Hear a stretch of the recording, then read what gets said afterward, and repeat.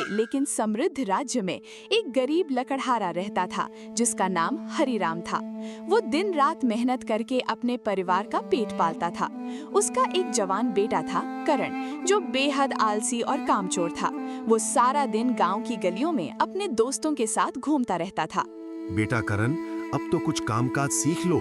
मैं बूढ़ा हो चुका हूँ, कब तक यूं ही तुम्हारा बोझ उठाता रहूंगा? बापू, जब तक आप जिंदा हैं, मुझे किसी काम की जरूरत नहीं। मुझे खिलाना पिलाना आपका फर्ज है। करण की ये बेरुखी भरी बात सुनकर हरिराम का दिल टूट गया। तभी उसकी पत्नी गीता ने उसे समझाते हुए कहा, आप महाराज वीरेंद्र सिंह के दरबार में जाकर इसकी शिकायत क्यों नहीं करते? शायद महाराज इसे सही राह दिखा दे। अगले ही दिन हरिराम राज दरबार पहुँच गया। राजा वीरेंद्र सिंह अपने मंत्रियों के साथ दरबार में बैठे थे। दुहाई हो महाराज, मेरा बेटा बिल्कुल निकम्मा हो गया है। वो कोई काम नहीं करता।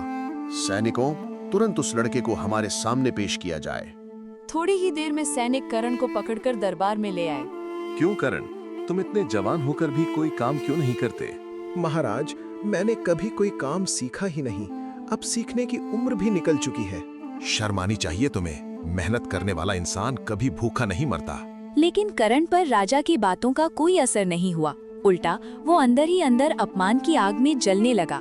करण मन ही मन, एक दिन मैं इस राजा को जरूर सबक सिखाऊंगा।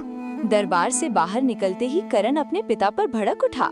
आज आपने मेरी सबके सामने बेइज्जती करवाई है। अब मैं इस घर में कभी वापस नहीं आऊंगा। बेटा, गुस्सा मत करो। मैं तो बस तुम्हारी भलाई चाहता था। लेकिन करण बिना कुछ सुने वहाँ से चला गया। चलते चलते वो एक घने जंगल में पहुँच गया। रात हो चुकी थी। अगर नीचे सोया तो कोई जंगली जानवर खा जाएगा। मुझे पेड़ पर चढ़ जाना चाहिए।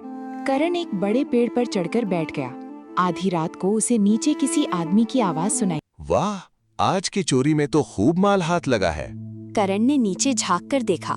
वहाँ एक आदमी हीरे और सोने की मुद्राएं गिन रहा था। तभी अचानक करण का संतुलन बिगड़ा और वो धड़ाम से नीचे गिर पड़ा।